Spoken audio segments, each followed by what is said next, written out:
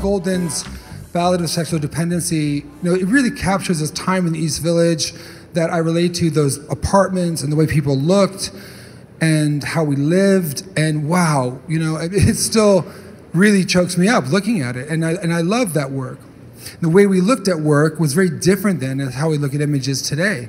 And today we're getting streams and feeds off of our Instagrams, and it's not really the right way to take in a photograph this big. And way before I became a photographer, I begged my dad in the mall to please buy me this book, Avedon, 1947-77. And I obsessed over this book and looked at every image countless times for years. And I was still, interested in being a painter at that time. And you absorb it, when you look at an image like that, and images like that, and it was the order that Avedon put them in, and it was the best hair, best makeup, best compositions, it was the best of the best. And so you're absorbing what was great, and then later on you realize that was, you have a sense, even if you might not technically be there, you have an aesthetic sense that's been informed by one of the great masters. And looking at a book is a completely different experience than getting it from a feed. I don't think, I think this just gives me a panic attack, and I can't, seriously, I can't do it. Yeah, it's too many images, and they're too small, to be seen, to really absorb it, for it to become part of your DNA.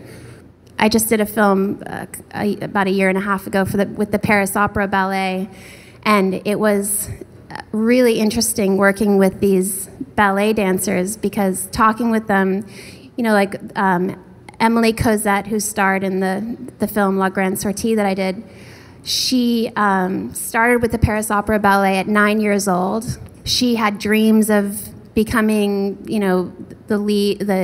étoile, and the amount of pain that they go through to get their bodies to be able to do the things that they're doing.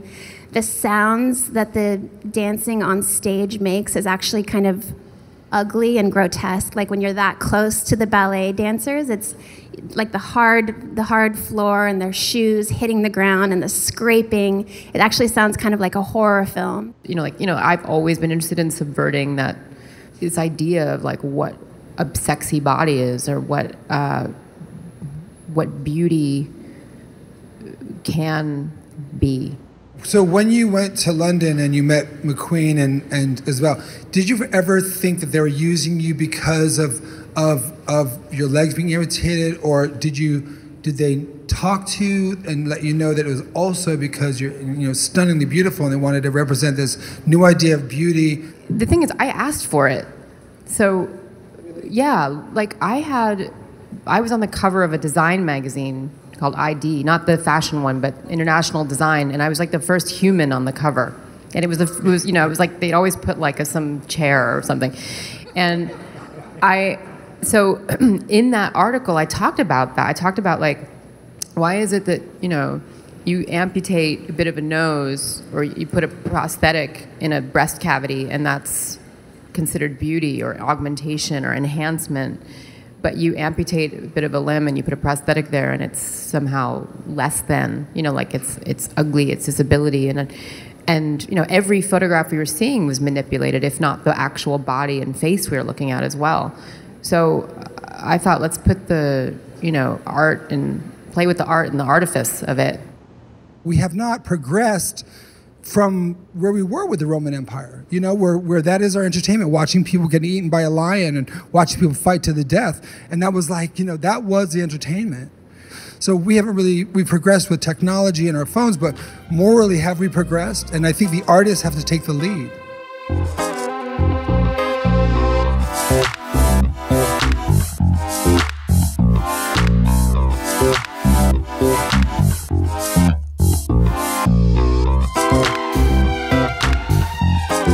I think that we will embed them in our civilization, but most AI is going to become invisible. We won't even see it. We won't pay any attention to it. Just like that's the pathway for most technology is that when it succeeds, it becomes invisible.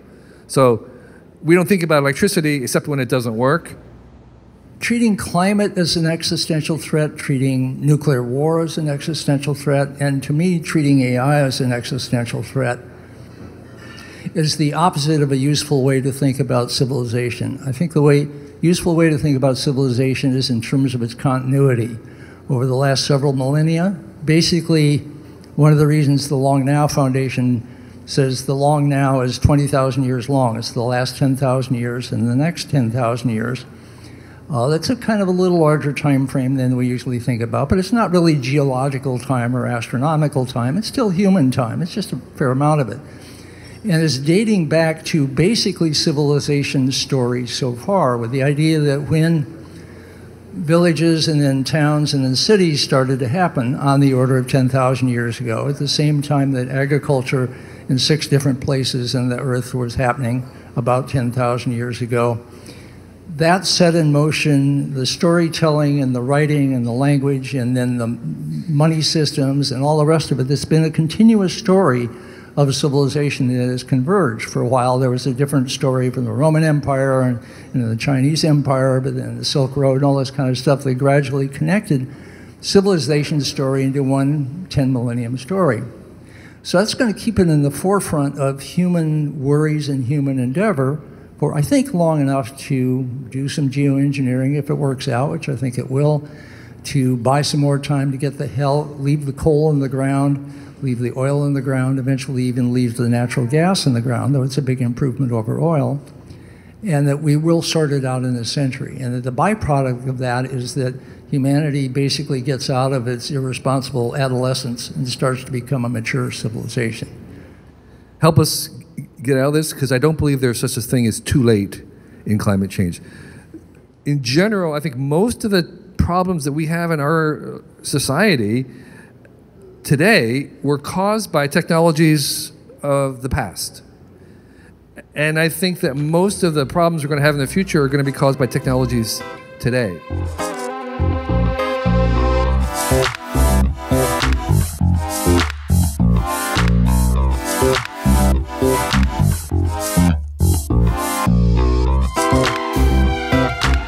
What I think is interesting about Burden is here's an artist who is fascinated by engineering, by flight, by performance, by, these different kinds of explorations that he undertook. Tavares has some similar fascinations, I think, particularly in terms of space and exploring the extremities.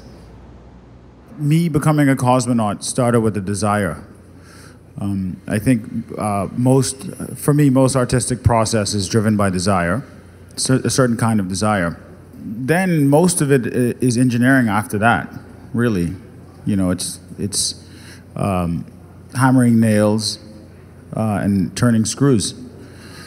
So we made a phone call to the Yuri Gagarin Space Cosmonaut Training Center, and I began my training. For me, one of the basic elements of artistic process, and I think why most people who pursue a career in the arts pursue it, is because there's this opportunity for you to do all of the things that you're not supposed to do. If you look at the history of flight, for instance, and go back to Paris at the time of Dumont, which was the time that Cubism was happening.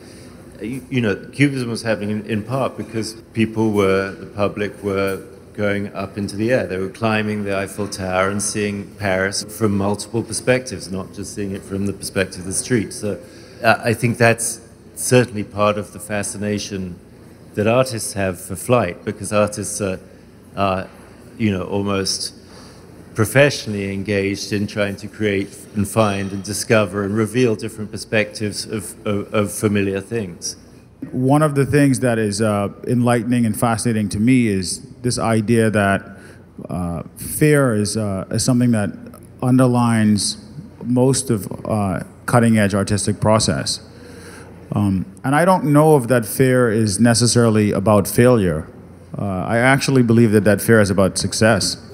I think it's more a question of what if it works, right? What do we do then? Thank you so much for your insights. And we hope these conversations will continue in the space.